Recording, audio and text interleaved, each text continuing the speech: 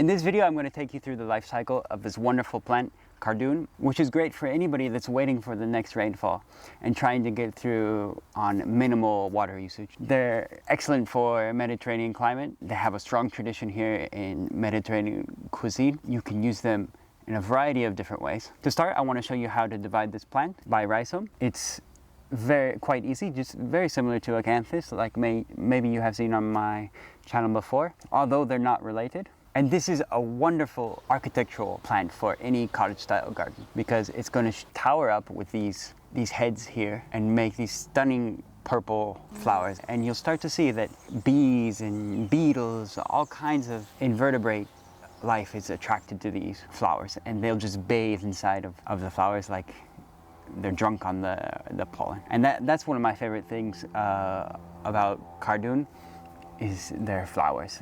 And it only comes there at late spring, May, June, and then they'll start to fade back and you'll be left with these nice stems that add character to your garden and are really great for anyone trying to prolong interest throughout the year in their garden. With the first rains, which here are usually in fall, we got a really good early rain in late summer this year.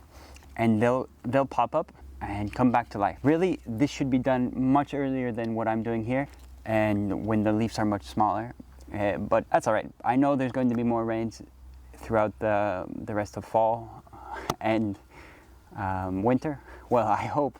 You never know, things are really crazy all over the world with weather patterns, but most likely we're going to get our typical rains in fall and winter. I'm a huge fan of naturalistic planting. I prefer to use whatever nature can provide me with, sort of a loose and easy edges that flow between one part and another, especially up here on the upper part of my garden. So these plants have a special place in my heart because they were here when I first started gardening at Marsha Garden, where my partner's grandfather had first planted these plants, and they are a survivor. They were here after years and years of neglect. Nobody had cared for them, and they had formed a massive clump up there. Slowly, I've been dividing them and spreading them out through the garden, usually by throwing the seed heads out in different parts of the land.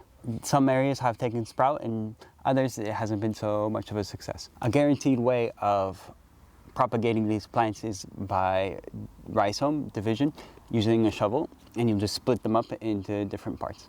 So today I'll show you how to divide Cardoon and get amazing plants that will not only provide you food but also be a stunning addition to any garden. So the first thing I'm going to do is come in here and trim up the leaves on the Cardoon, because after transplanting them they're going to be really stressed out. They don't have as strong as a root system after this.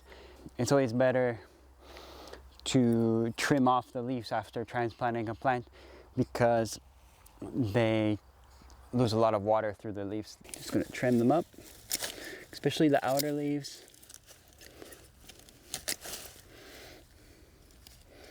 And these big ones too. Have a lot of asparagus, wild asparagus growing here too. They are a little bit prickly, these plants. I don't know if you can see, but those could sometimes get you the spines, thorns. Now that I've cleaned up around the plant, I can tell how many divisions I can get out of it. There's at least, let's see, 1, 2, 3, 4, at least 4 plants, Cardoon plants here in this area that can be easily divided by rhizome. So let's take your shovel between the two plants, the two rhizomes that you can see, and then push firmly with the shovel. This is quite an old one, so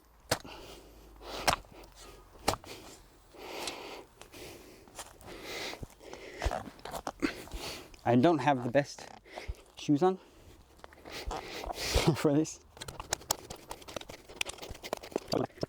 So I've probably killed one of the plants. This one doesn't have many roots left on it. So that's failed. This one is good to go. Has very little roots actually, but it will take. So there's one. Let's see if I can get them divided up without destroying them. If you can do this after rain, it should be much easier. Can make it much easier. But my soil is quite rocky. I'm going to finish with a hoe.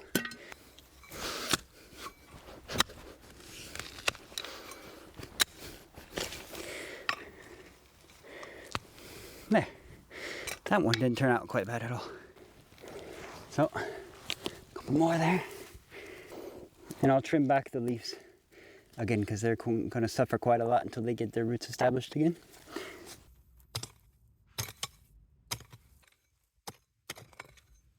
Final trim so they don't lose, they're not so stressed out. So, we got the idea. There's one cardoon ready in the ground.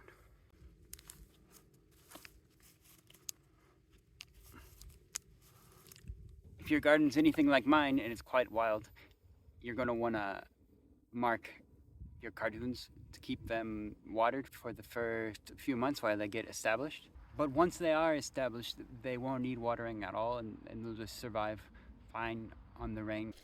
And keep them watered for about 2 months until they get established. If you plant them in fall, they'll be fine. And they'll come up, they'll just go through their cycles and get established by themselves.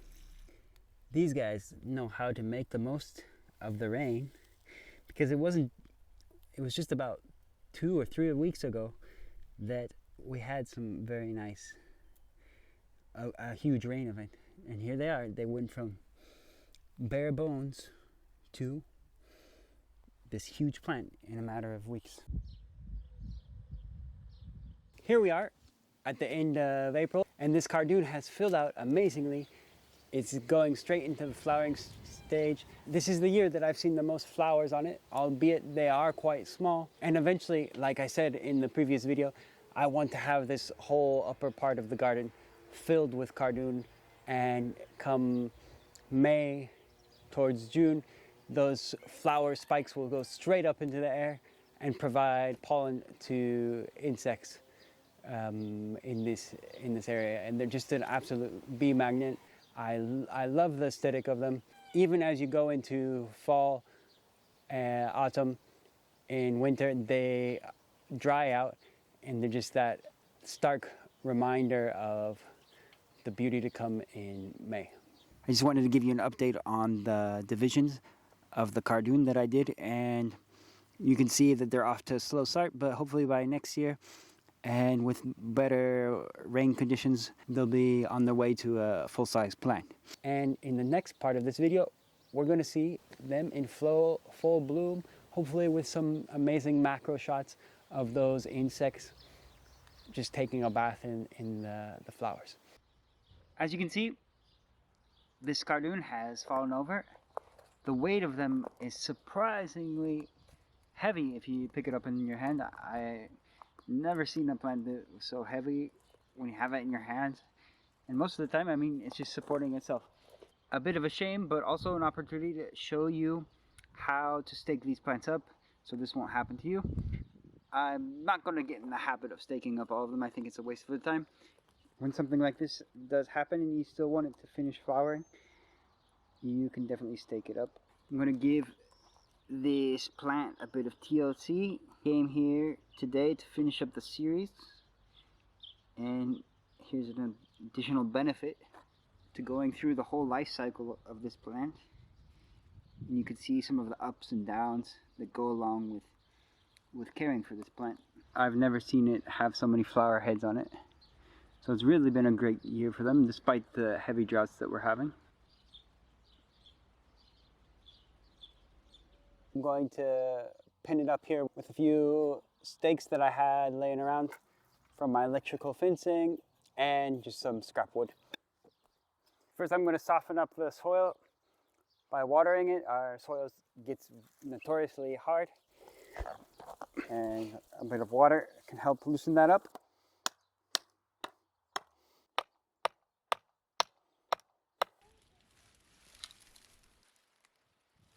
And they're much heavier. Place these stakes on both sides of the root where the main stem comes out and it has fallen over. So now the idea is to prop it up, and I'll just screw a piece of scrap wood in between these two posts and hopefully support it up.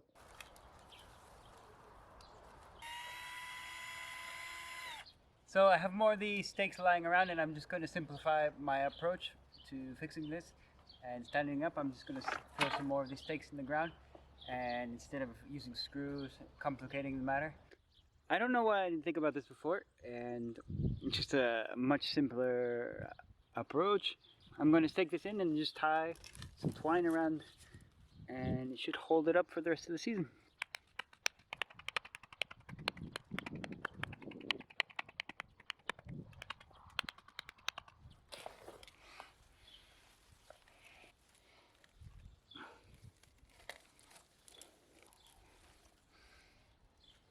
So here's a look at my quick little intervention here. I've just staked them up with these stakes I had, twine, and now our lovely Cardoon should be able to finish out its flowering and provide pollen for the bees and all kinds of other insect life that we have here in Península, Spain. I had written and filmed a few lines on the beauty and resilience of Cardoon and how it never fails in amazing me. But as you can see, my audio got trashed or swept away into lost digital archives somewhere. So I'll leave you with this montage of Cardoon and the bees doing their thing. If you enjoyed this video, please show your support by subscribing, liking, and all those wonderful things that can help this channel grow.